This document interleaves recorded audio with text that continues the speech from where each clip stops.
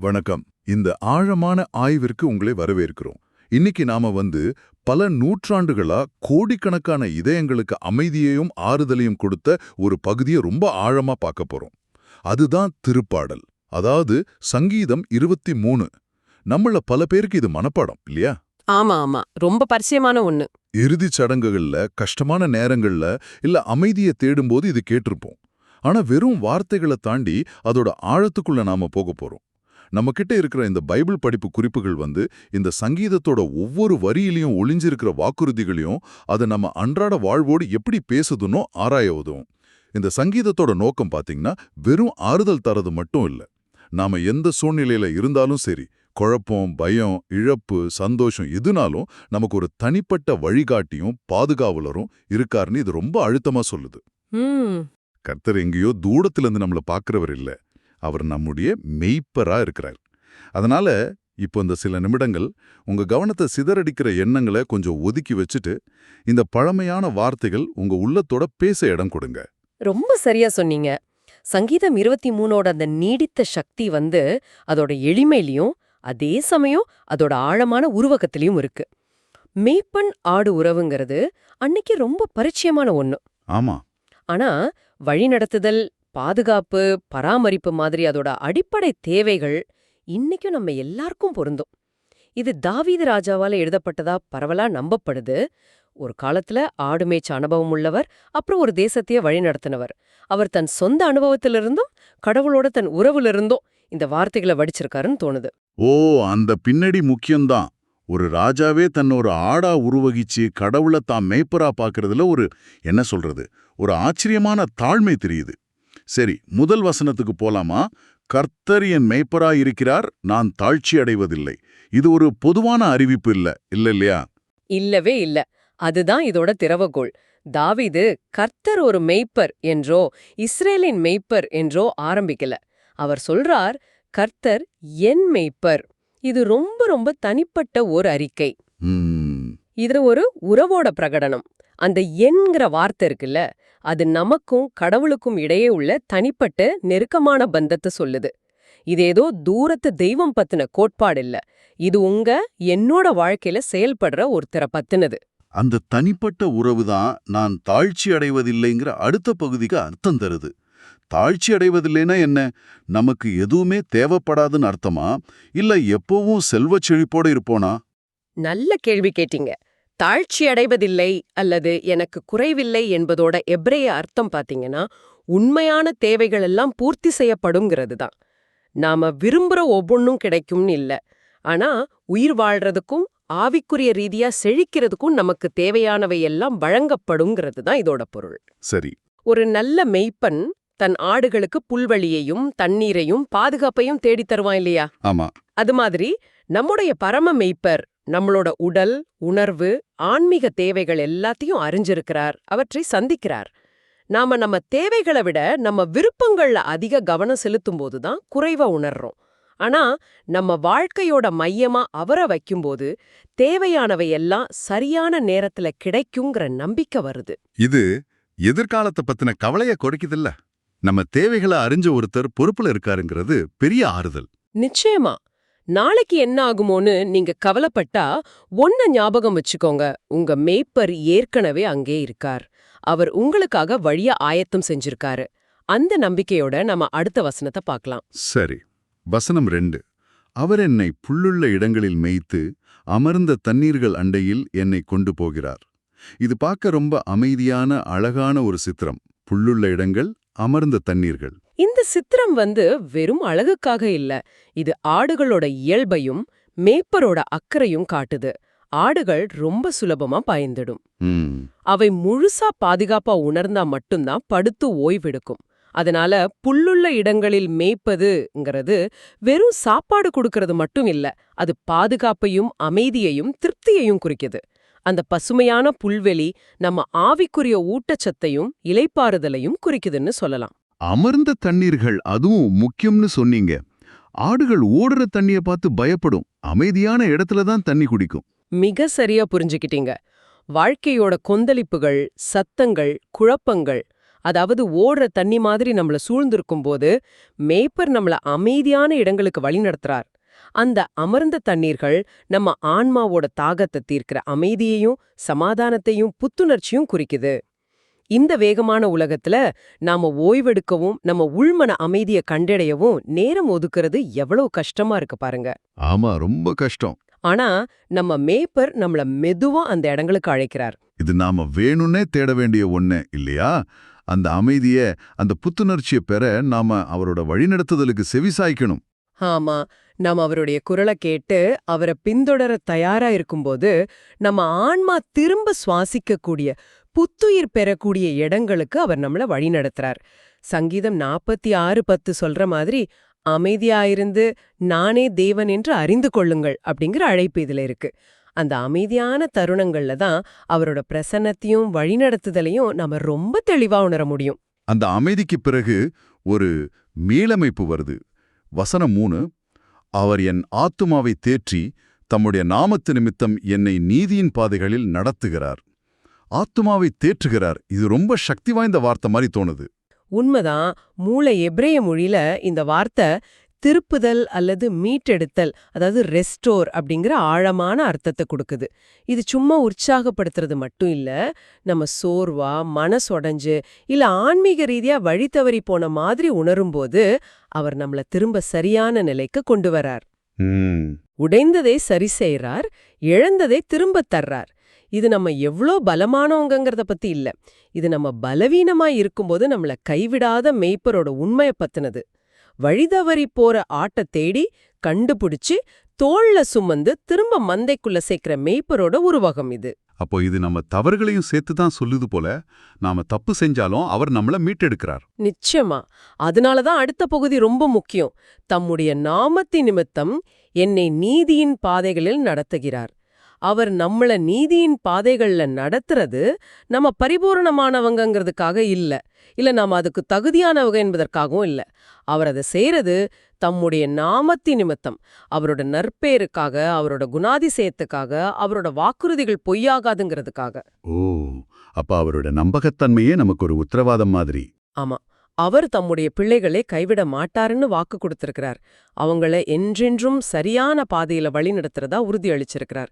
அதனால நாம தடுமாறும் போது கூட அவரோட நாமம், அவரோட மாறாத குணம் நம்மை காத்து மெதுவா சரி செஞ்சு திரும்ப சரியான பாதையில நிறுத்துது.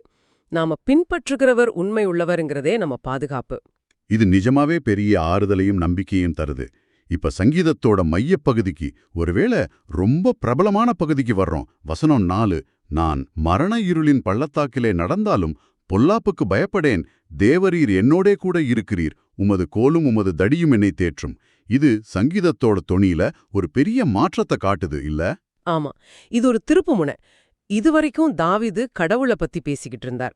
அவர் என்ன மேய்க்கிறார், அவர் என்னை தேற்றுகிறார் அப்படின்னு.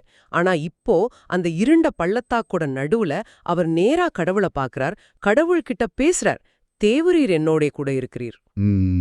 இது உறவோட நெருக்கத்தையும் அந்த நெருக்கடியான நேரத்துல கடவுள் எவ்வளவு உண்மையா இருக்காருங்கிறதையும் காட்டுது. அந்த மரண இருளின் பள்ளத்தாக்குனா என்ன? அது நிஜமான மரணத்தை மட்டும்தான் குறிக்குதா? அது மரணம் சம்பந்தப்பட்ட பயமா இருக்கலாம். ஆனா அது வாழ்க்கையோட ரொம்ப கடுமையான இருண்ட பயமுறுத்துற அனுபவங்கள் எதையும் குறிக்கலாம். ஒரு கொடிய நோய், அன்பானவங்களோட இழப்பு, வேலை இழப்பு, உறவுகள்ல விரிசல், எதிர்காலத்தை பத்தின ஆழமான நிச்சயமற்ற தன்மை, மனச்சோர்வோட இருள், இது எல்லாமே அந்த பள்ளத்தாக்கா இருக்கலாம். முக்கியமான செய்தி என்னன்னா, நாம் அந்த பள்ளத்தாக்கின் வழியா நடக்கிறோம், அதுல நிரந்தரமா தங்கிடுறதில்ல. அப்புறம் ரொம்ப முக்கியமா நாம தனியா நடக்கிறதில்ல. தேவரீர் என்னோடே கூட இருக்கிறீர், இதுதான் மைய வாக்குறுதி. அவர் நம்மள பள்ளத்தாக்குல இருந்து உடனே தூக்கி விடாம இருக்கலாம், ஆனா அவர் நம்ம கூடவே நடக்கிறார். இருந்து நம்மள உடனே விடுவிக்கும்படி நாம ஜெபிக்கிறோம். ஆனா கடவுளோட வாக்குறுதி என்னன்னா, அந்த கஷ்டத்தோட நடுவுலயும் அவர் நம்மோட கூட இருப்பாருங்கிறது தான். அப்புறம் உமது கோலும் உமது தடியும் என்னை தேற்றும் என்பதே கவனிங்க. ஆமா, கோல், ராடுங்கிறது அதிகாரத்தோட சின்னம். ஆடுகளை திருத்துறதுக்கும் ஆபத்தான மிருகங்கள் கிட்ட இருந்து பாதுகாக்கிறதுக்கும் பயன்படுற ஒரு தடி. தடி வழிகாட்டுதலுக்கும் ஆதரவுக்கும் பள்ளத்துல விழுந்த ஆடுகளை தூக்கிவிடவும் பயன்படுற ஒரு நீண்ட கோல். இது ரெண்டும் மேய்ப்பரோட பாதுகாப்பையும் வழி நடத்துதலையும் சில சமயம் தேவையான கண்ணிப்பையும் குறிக்குது. அது தண்டனையோட கருவிகள் இல்ல, மாறாக பாதுகாப்பு, அக்கறையோட அடையாளங்கள். இருண்ட நேரத்துல கூட நம்ம மேய்ப்பர் நம்மள பாதுகாக்கிறார், வழி நடத்துறார், நமக்கு தேவையான ஆதரவை தர்றாருங்கிறது தான் தேறுதல். பள்ளத்தாக்கை கடந்த உடனே காட்சி மொத்தமா மாறுது. வசனம் 5, என் சத்துருக்களுக்கு முன்பாக நீர் எனக்கு ஒரு பந்தியை ஆயத்தப்படுத்தி என் தலையை எண்ணெயால் அபிஷேகம் பண்ணுகிறீர், என் பாத்திரம் நிரம்பி வழிகிறது. இது ஒரு பெரிய மாற்றம். பள்ளத்தாக்கோட இருட்டிலிருந்து ஒரு விருந்துக்கு. இது வெற்றியோட, கௌரவத்தோட, தெய்வீக பராமரிப்போட ஒரு சக்தி வாய்ந்த சித்திரம். நல்லா கவனிங்க, இந்த விருந்து எதிரிகள் இல்லாத இடத்துல இல்ல, என் சத்துருக்களுக்கு முன்பாக ஆயத்தம் செய்யப்படுது. ஆமா. உங்களை எதிர்க்கிறவங்க, உங்க சூழ்நிலைகள், உங்களை கீழே தள்ள நினைக்கிற சக்திகள், அவங்க பார்த்துக்கிட்டு இருக்கும்போதே கடவுள் உங்களை உயர்த்தி ஒரு சிறப்பு விருந்தினரா கௌரவிக்கிறார். அந்த பந்திங்கிறது வெறும் சாப்பாடு இல்ல, அது ஆசீர்வாதம், பாதுகாப்பு, செழிப்பு, கடவுளோட அங்கீகாரம் எல்லாத்தையும் குறிக்கிற இடம். என் தலையை எண்ணெயால் அபிஷேகம் பண்ணுகிறீர், இது அந்த கௌரவத்தை இன்னும் அதிகமாகுது இல்லையா? ஆமா, பழங்கால கிழக்கத்திய கலாச்சாரங்கள்ல ஒரு முக்கியமான விருந்தினரை வரவேற்கும் போதும் உபசரிக்கும் போதும் நறுமண எண்ணெயால அவரோட தலைய அபிஷேகம் செய்யறது வழக்கம். இது புத்துணர்ச்சியையும் மகிழ்ச்சியையும் ரொம்ப உயர்ந்த மரியாதையையும் குறிச்சுது. கடவுள் நம்மள தம்முடைய பிள்ளைகளா, தம்முடைய சிறப்பு விருந்தினர்களா பாக்குறாருங்கிறத இது காட்டுது. அவரோட தயவு, அவரோட குணப்படுத்துதல், அவரோட பாதுகாப்பு நம்ம மேல தாராளமா பொழியப்படுது. இது கடவுள் தர்ற அங்கீகாரத்தோட அடையாளம். அப்போ என் பாத்திரம் நிரம்பி வழிகிறது, இது ஒரு நிறைவோட உச்சம்னு சொல்லலாமா? கண்டிப்பா. இது கடவுளோட ஆசீர்வாதத்தோட தாராளத்தன்மைய காட்டுது. அது சும்மா போதுமானதா இல்ல, அது விளிம்பு வரை நிரம்பி வழிஞ்சு ஓடுது. இது பற்றாக்குறைங்கிற மனப்பான்மைக்கு எதிரான ஒரு நிலை. நம்ம தேவைகள் சந்திக்கப்படுறது மட்டும் இல்ல, அவை ஏராளமா, தாராளமா நம்ம கற்பனைக்கு எட்டாத வகையில பூர்த்தி செய்யப்படுது. இது வெறும் பொருள் ஆசீர்வாதத்தை மட்டும் குறிக்கல, மாறாக ஆவிக்குரிய நிறைவு, சந்தோஷம், நன்றி உணர்வு, இது எல்லாத்தையும் குறிக்குது. நம்ம மேய்ப்பர் கஞ்சத்தனமானவர் இல்ல, அவர் தாராளமா வளர்ந்தபவர். இந்த சங்கீதத்தோட பயணம் எவ்ளோ அழகா இருக்கு பாருங்க. தனிப்பட்ட உறவுல ஆரம்பிச்சு அமைதிக்கு, மீட்புக்கு, இருண்ட பள்ளத்தாக்கு வழியான பயணத்துக்கு, இப்போ இந்த வெற்றியோட விருந்துக்கு. இறுதியா வசனம் 6 ஒரு உறுதியான முடிவுக்கு நம்மள கொண்டு வருது. என் ஜீவனுள்ள நாளெல்லாம் நன்மையும் கிருபையும் என்னை தொடரும், நான் கர்த்தருடைய வீட்டிலே நீடித்த நாட்களாய் நிலைத்திருப்பேன். இந்த கடைசி வசனம் பாத்தீங்கன்னா ஒரு வாழ்நாள் முழுமைக்கும் அப்புறம் நித்தியத்துக்குமான வாக்குறுதிய தருது. தாவீது ஒருவேளென்றோ நம்புகிறேன்றோ சொல்லல, அவர் நிச்சயமாக ஷோர்லி அப்படின்னு ஆரம்பிக்கிறார். இது ஒரு ஆழமான விசுவாசத்தோட வெளிப்பாடு, ஒரு அசைக்க முடியாத உறுதி. என்ன உறுதி? நன்மையும் கிருபையும், கடவுளோட தயவு, அவரோட மாறாத அன்பு, அவரோட இரக்கம், அவரோட வழி நடத்துதல், இது எல்லாம் நம்மள பின்தொடரும். தொடரும் அப்படிங்கிற வார்த்தை கொஞ்சம் சுவாரஸ்யமா இருக்கு. அது ஏதோ நம்மள துரத்துற மாதிரி இருக்கே. ஒரு நல்ல விதத்துல துரத்துற மாதிரி. நாம எங்க போனாலும், நாம என்ன செஞ்சாலும் அவரோட நன்மையும் கிருபையும் ஒரு நிழல் மாதிரி, ஒரு மெய்காப்பாளர் மாதிரி நம்மள பின்தொடருது. அவை நம்ம சூழ்நிலைகளை பொறுத்தோ நம்ம தகுதிய பொறுத்தோ அமையறதில்ல. அவை கடவுளோட மாறாத குணத்தோட வெளிப்பாடு. நம்ம வாழ்வோட ஒவ்வொரு நாளும், நல்ல நாட்கள்லயும் சரி, கடினமான நாட்கள்லயும் சரி, அவை நம்மோட இருக்கு. இது இந்த பூமிக்குரிய வாழ்க்கைக்கு மட்டும்தானா? இல்ல, அதையும் தாண்டி போகுது. வசனத்தோட 2வது பகுதி அதை தெளிவாப்புது.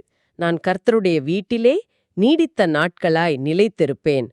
இது இந்த வாழ்க்கைக்கு பிறகு கடவுளோட பிரசன்னத்துல அவரோட என்றென்றும் வாழப்போற நித்திய நம்பிக்கைய குறிக்குது. பரலோகங்கிறது வெறும் இடம் இல்ல, அது கடவுளோட என்றென்றும் இருக்கிற ஒரு நிலை. இந்த சங்கீதம் தற்காலிகமான ஆறுதலை மட்டும் தராம நித்திய பாதுகாப்பையும் உறுதியையும் நமக்கு வழங்குது. மேய்ப்பரோட உறவு இந்த வாழ்க்கையோட முடிஞ்சிடாது. ஆக சங்கீதம் 23 என்பது ஒரு முழுமையான வாழ்க்கைக்கான கடவுளின் திட்டம் போல இருக்கு. தனிப்பட்ட உறவுல ஆரம்பிச்சு அன்றாட தேவைகள், வழிகாட்டுதல், கஷ்டகாலங்கள்ல துணை, எதிரிகளுக்கு முன்னாடி வெற்றி, வாழ்நாள் புறா தொடரும் கிருபை, கடைசியா நித்திய வாழ்வு வரைக்கும். இது வெறும் அழகான பாடல் இல்ல, இது ஒரு வாக்குறுதிகளோட தொகுப்பு. மிகச்சரியா சொன்னீங்க. இது வெறும் வார்த்தைகள் இல்ல, இவை ஜீவனுள்ள வாக்குறுதிகள். நீங்க இப்போ எந்த சூழ்நிலையில இருந்தாலும் சரி, மலையுச்சியில இருந்தாலும் சரி, பள்ளத்தாக்கோட இருட்டுல இருந்தாலும் சரி, உங்க மேய்ப்பர் உங்களோட இருக்கார். அவர் உங்கள அறிஞ்சிருக்கார், நேசிக்கிறார், வழிநடத்துறார். இந்த வார்த்தைகள் நம்ம உள்ளத்துல ஆழமா பதியட்டும். ஒரு கணம் உங்க கண்கள மூடி ஆழமா சுவாசிங்க. கர்த்தர் என் மேய்ப்பர். இந்த எளிய ஆனா சக்தி வாய்ந்த உண்மைய உங்க இதயம் ஏத்துக்கட்டும். அது உங்களுக்குள்ள மெதுவா சொல்லி பாருங்க. இந்த நேரத்துல அது உங்க தனிப்பட்ட ஜெபமா மாறட்டும். கர்த்தர் என் மேய்ப்பர். ஜெப மனநிலையுடன் அமைதியாகவும் நிதானமாகவும். அன்புள்ள பரலோக தந்தையே, நீர் எங்களுடைய மெய்ப்பராக இருப்பதற்காக நன்றி. இந்த சங்கீதம் 23 வழியாக நீர் எங்களுக்கு கொடுக்கும் ஆறுதலுக்காகவும் நம்பிக்கைக்காகவும் உமக்கு நன்றி செலுத்துகிறோம். நீர் எங்களை தனிப்பட்ட முறையில் அறிந்திருக்கிறீர் என்பதற்காக நன்றி. எங்களை புல்லுள்ள இடங்களில் இளைப்பாறச் செய்து அமர்ந்த தண்ணீர்கள் அண்டையில் கொண்டு செல்வதற்காக நன்றி. எங்கள் சோர்ந்து போன ஆத்துமாவை தேற்றுவதற்கும் உம்முடைய நீதியின் பாதைகளில் எங்களை நடத்துவதற்கும் நன்றி. ஆண்டவரே, வாழ்க்கையின் இருண்ட பள்ளத்தாக்குகளில் நாங்கள் நடக்கும்போது நீர் எங்களோட இருக்கிறீர் என்ற வாக்குறுதிக்காக நன்றி. உமது கோலும் தடியும் எங்களை தேற்றுகிறது. எங்கள் எதிரிகளுக்கு முன்பாக நீர் எங்களுக்கு பந்தியை ஆயத்தம் செய்து எங்களை உயர்த்தி கனப்படுத்துகிறீர். எங்கள் பாத்திரம் நிரம்பி வழிகிறது. கர்த்தாவே, உம்முடைய நன்மையும் கிருபையும் எங்கள் ஜீவனுள்ள நாளெல்லாம் எங்களை தொடரும் என்ற உறுதிக்காக நன்றி. உமது வீட்டிலே நாங்கள் என்றென்றும் நிலைத்திருப்போம் என்ற நித்திய நம்பிக்கைக்காக நன்றி. இப்போது இந்த வார்த்தைகளை கேட்டுக்கொண்டிருக்கும் ஒவ்வொருவருக்காகவும் ஜெபிக்கிறோம். யாரெல்லாம் சோர்வாக, கவலையாக, பயமாக அல்லது தனிமையாக உணர்கிறார்களோ அவர்களை உம்முடைய அன்பான கரங்களால் அரவணைத்துக் கொள்ளும். நீர் அவர்களை மெய்ப்பர் என்பதை அவர்கள் ஆழமாக உணரச் செய்யும். நீர் அவர்களுடன் இருக்கிறீர், அவர்களை ஒருபோதும் கைவிடுவதில்லை என்பதை அவர்களுக்கு நினைவூட்டும். உம்முடைய சமாதானம் அவர்கள் இருதயங்களை நிரப்பட்டும். உம்முடைய வழிநடத்துதலில் அவர்கள் நம்பிக்கை வைக்கட்டும். எங்கள் மெய்ப்பராகிய உம்மையே நாங்கள் முழுமையாக சார்ந்து கொள்கிறோம். எங்கள் ஜெபத்தை இயேசு கிறிஸ்துவின் இனிய நாமத்தில் ஏறெடுக்கிறோம். ஆமேன். சங்கீதம் 23 பற்றிய இந்த சிந்தனையில எங்களோடு இணைஞ்சிருந்த உங்களுக்கு எங்க நன்றி. இந்த சங்கீதத்தோட ஆழமான செய்திகள், கடவுளோட தனிப்பட்ட அக்கறை, அவரோட மாறாத பிரசன்னம், அவர் தர்ற நிறைவான வாழ்வு மற்றும் நித்திய நம்பிக்கை உங்க வாழ்வோட ஒவ்வொரு நாளும் உங்களோட தங்கட்டும். உங்களுக்காக ஒரு இறுதி சிந்தனை கேள்வி. கடவுள ஏதோ ஒரு பொதுவான சக்தியாவோ இல்ல தூரத்தில் இருக்கிற தேவனாவோ பார்க்காம, சங்கீதம் 23 சொல்ற மாதிரி உண்மையாவே அவரை உங்கள் தனிப்பட்ட மேய்ப்பரா, உங்க பேர அறிஞ்சவரா, உங்க தேவைகளை கவனிக்கிறவரா, உங்க வழிகள்ல உங்களோட நடக்கிறவரா ஏத்துக்கிறது, இன்னைக்கு நீங்க சந்திக்கிற சவால்களையும் உங்க அன்றாட வாழ்க்கையும் நீங்க பாக்குற விதத்தை எப்படி மாத்தக்கூடும்? இந்த சங்கீதத்தோட வாக்குறுதிகள் உங்க வாழ்க்கையில எப்படி இன்னும் உண்மையா மாற முடியும்னு சிந்திச்சு பாருங்க. தொடர்ந்து இந்த வார்த்தைகளை தியானிக்கவும், உங்க மேய்ப்பரோட உள்ள உறவை ஆழப்படுத்தவும் உங்களை ஊக்குவிக்கிறோம்.